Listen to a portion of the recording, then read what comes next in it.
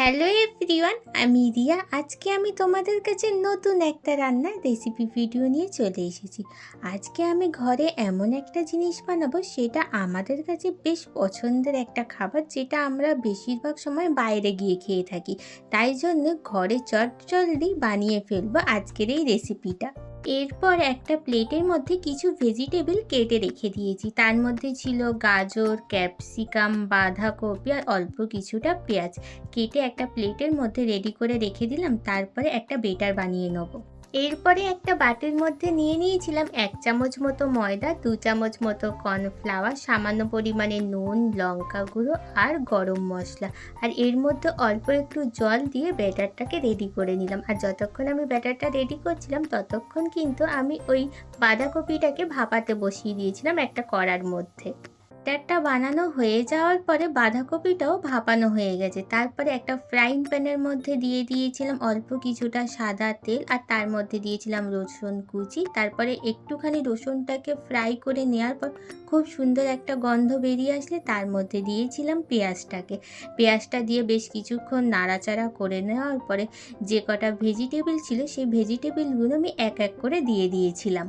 আজকের যে রেসিপিটা আমি বানাচ্ছি, তার জন্য আমাকে একটা পুর রেডি করতে হবে। আর তার জন্য ফ্রাইং প্যানের মধ্যে যা ভেজিটেবল কাটা ছিল, সেই ভেজিটেবলগুলোকে আমি দিয়ে দিলাম। আর এর মধ্যে আমি কোনো জল অ্যাড করিনি। এই সবজি থেকে যা জল উঠেছে তা দিয়েই কিন্তু এই সবজিটা সিদ্ধ হয়ে গিয়েছে। তারপরে এই পুরটাকে আমি একটু স্পাইসি করার জন্য এর মধ্যে দিয়েছিলাম 1 চামচ মতো tomato sauce, dark chilli sauce, আর অল্প একটু দিয়েছিলাম ভিনিগার, আর সামান্য পরিমাণে দিয়েছিলাম নুন। এই পুরটার জন্য সবজিগুলো যাতে সিদ্ধ হয়, তার জন্য কিন্তু আমি চাপা দিয়ে জিনিসটাকে আমি বয়েল করেছিলাম। আর এর মধ্যে জল অ্যাড করিনি। জল অ্যাড করলে তো অটোমেটিক তাড়াতাড়ি সিদ্ধ হয়ে যাবে, কিন্তু জল না অ্যাড করে সবজি থেকে যে জলটা বেরাবে সেটা দিয়েই যাতে এই জিনিসটা বয়েল হয়, তাই জন্য কিন্তু বেশ কিছুক্ষণ টাইম লেগেছিল। এরপরে সব ধরনের স্পাইসি মশলাগুলো অ্যাড করে নেওয়ার পর ভেজিটেবলগুলোর সঙ্গে ভালো করে মিক্স করে নিতে হবে। তারপরে আমাদের কিন্তু একদম রেডি হয়ে যাবে পুরটা। ম্যাক্সিমাম পুরটা রেডি হতে 30 মিনিট মতন সময় লেগেছিল, কারণ জল অ্যাড না করে এই ধরনের জিনিসটা বানাতে গেলে কিন্তু একটু সময় লাগবেই। তোমরা হয়তো অনেকেই গেস করতে পারছো আমি আজকে কি বানাচ্ছি। হ্যাঁ, ঠিকই ধরেছ, আমি আজকে বানাচ্ছি ভেজিটেবল মোমো। আর এর জন্য কিন্তু আমি আগে থেকে ময়দার যে ময়মটা, সেটাকে কিন্তু করে রেখে দিয়েছিলাম। ময়দার ময়মটাকে কিন্তু আমি 2 ঘন্টা আগে করে রেখে দিয়েছিলাম। তারপর ছোট ছোট করে লেচি কেটে নিয়ে একটা বেলনা চাকির মধ্যে লুচির মতন করে আমি বানিয়ে নিলাম। তারপর এর মধ্যে দিয়ে দিলাম ভেজিটেবল পুরটাকে, দিয়ে মোমোর মতন করে আমি মুড়ে নিলাম।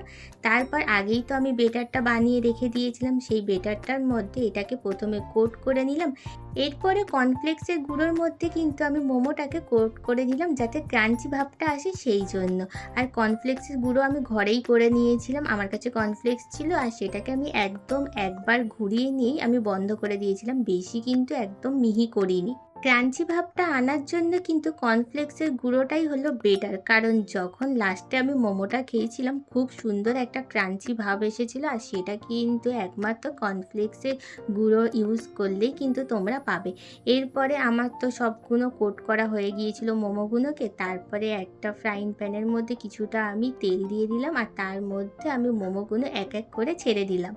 তোমরা চাইলে কিন্তু স্টিম মোমোও খেতে পারো, এটা কিন্তু দারুণ হয়েছিল। আমি তো 2-4টে স্টিম মোমো রেখে দিয়েছিলাম, সেটাও জাস্ট ফাটাফাটি খেতে হয়েছিল। আর তারপরে আমি ভাবলাম যে একটু ফ্রাই মোমো খাই, তো ফ্রাই মোমো করার পরেও সেটাও কিন্তু দারুণ হয়েছিল। আজকে মোমো রেসিপিটা তোমাদের কেমন লাগলো অবশ্যই আমাকে কমেন্ট করে জানিও। টাটা।